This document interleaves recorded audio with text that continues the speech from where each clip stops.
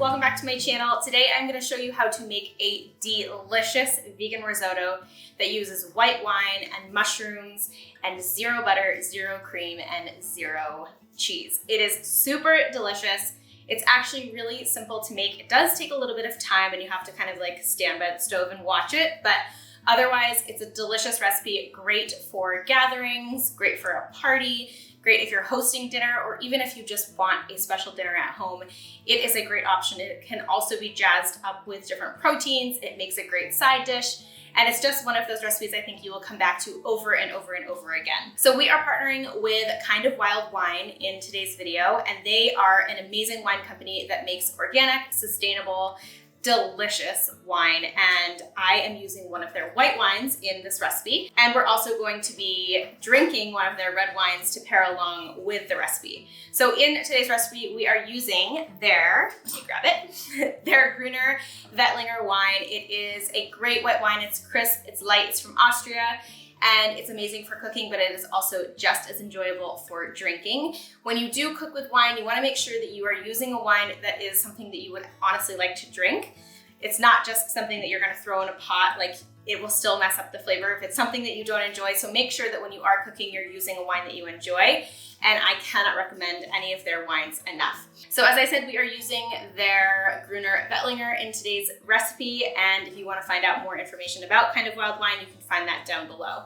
Without further ado, let's go ahead and jump into our white wine and mushroom risotto recipe. All right, so the first step in making risotto is to get all of your ingredients together, of course, but then you want to start to heat your broth. So we're gonna use vegetable broth in this video. You could also use a mushroom broth if you wanted. If you aren't making it vegan, you could also use a chicken stock. So just put that into a pan on your stove, put it on low, and you just want it to stay warm while you go through the whole cooking process. So we'll move back over to the rest of our ingredients and we'll start by prepping our shallots, garlic, and mushrooms. So what you're gonna do with your shallot is peel it and finely dice it. You'll do the same with your garlic. And then for the mushrooms, you're gonna use a total of a pound of mushrooms. You can use any variety that you want. You can mix them, you can match them, you can chop them however you like. I had shiitakes on hand. I love shiitakes in this recipe because they have a kind of meaty texture, but they're also really soft, and I don't feel like they overtake or overpower the dish.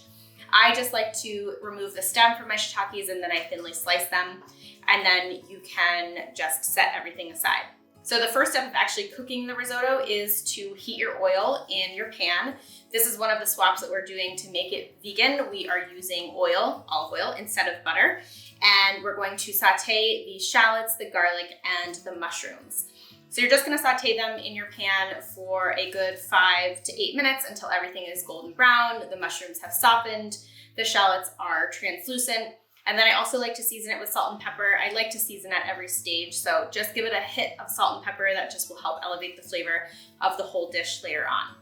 Once you've gotten to the point where you are happy with how the mushrooms have cooked, you can remove those and put those to the side in a separate dish and put the pot back on the stove. We're gonna use the same pot. Don't worry about rinsing it out or washing it. You're gonna keep some of that extra flavor in there as we add in the risotto rice. So you're gonna add the remaining of your olive oil into the pan, and then for risotto, the type of rice that you use is called arborio rice. It is a short grain rice. It is fairly starchy. One of the things you wanna make sure you do not do is rinse your rice, because that will remove some of the starch and it will make the risotto not as creamy. So just pour it directly out of the package or whatever you have it in. We're gonna use about 1.5 cups of arborio rice for this recipe. And then we can pour it into the pan with the olive oil. From here, we are going to basically just toast the rice, cook it for a good 3 to 4 minutes until everything is kind of combined. You start to see the rice get a little bit golden brown. It starts to turn almost translucent, and it starts to get a little bit fragrant. That's when you are ready to add in your wine. So as I said, we are using the Gruner Veltliner from Kind of Wild Wine, and we are gonna use 1 cup of this. If you don't have Gruner, that is totally fine. You can use any type of white wine that you like. I would probably avoid something that is really sugary or sweet to the taste. Do something that's a little more kind of acidic, a little tart, has a little bit of crispness to it. Their Sauvignon Blanc is also amazing in this recipe, so you could do that as well. You'll just pour the white wine directly into the rice, and we're going to let this just cook down until the rice has absorbed most of the wine. And Kind of Wild wine actually is 100% vegan, and it's certified vegan. 95% of most wine is not vegan because it's made with fish oils or filtered with egg whites. So it's really something that sets them apart, and one of the reasons why I was so excited to share them with you, because I know there are a lot of people that follow us here on YouTube that are 100% vegan. So this is an awesome option. And even if you're not vegan, the wine still tastes great. So it's just an added bonus. Now, the next step is the somewhat tedious step of making risotto, and is basically just slowly adding in the broth that we heated up over a period of time. So we're gonna add about a cup of broth at a time to the rice, and make sure that the rice has time to absorb all of that broth before we make another addition. So you'll take a cup of the warm broth that you have on your stove, pour it directly into the rice, give it a stir, let it kind of simmer, and just continually stir it until it has absorbed all of that liquid. And then you'll just do the same process over and over and over again until you have used all of the broth.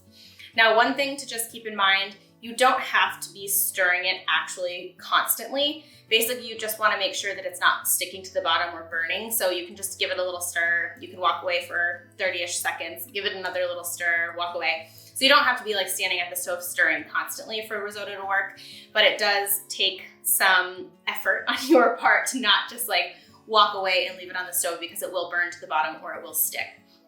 And you want to make sure that as you are adding in the liquid, you're doing it at a point where it's not getting too dry. So I'm just gonna, so once you have used all of your broth, you are going to just finish off the whole dish by adding the mushrooms back in. We're gonna add some almond milk, and we're gonna add some nutritional yeast, which is giving us that kind of cheesy flavor. You can leave out the nutritional yeast if you don't want, or if you have access to vegan Parmesan, I would do that instead. Up to you. It just adds another extra flavor. And at this point, the risotto is pretty much done. So we're just gonna cook it down until the almond milk has pretty much been absorbed. It doesn't have to be completely absorbed. You can have it be a little bit runny still, because as the risotto gets on the plate and sits on the plate, it will continue to absorb some of the liquid. So just stir it in, and once you feel like it has reached the consistency that you are ready to serve it, you are pretty much done. One way to check if risotto is done is by tasting it.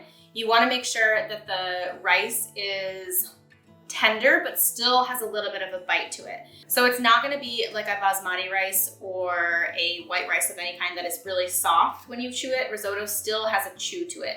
So don't worry if it has like a little bit of al dente taste to it. That is still perfect. From there, you are, like I said, ready to serve. So just transfer it onto your plate. I like to top it with some fresh herbs, parsley, thyme, rosemary. Those are all great options. You also can leave that off if you want. And you can just dig in and enjoy. All right, so for pairing this risotto, you could definitely do the Gruner. You can also do their other white, which is Sauvignon Blanc.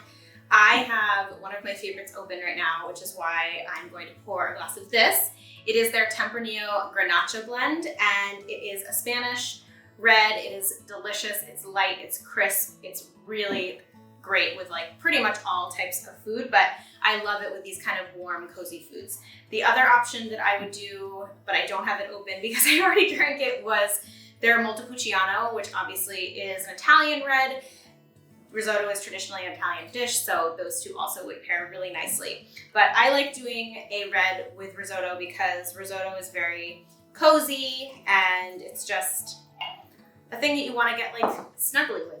All right, obviously we have to taste it. It is smelling so good. It is so creamy, completely vegan and dairy-free.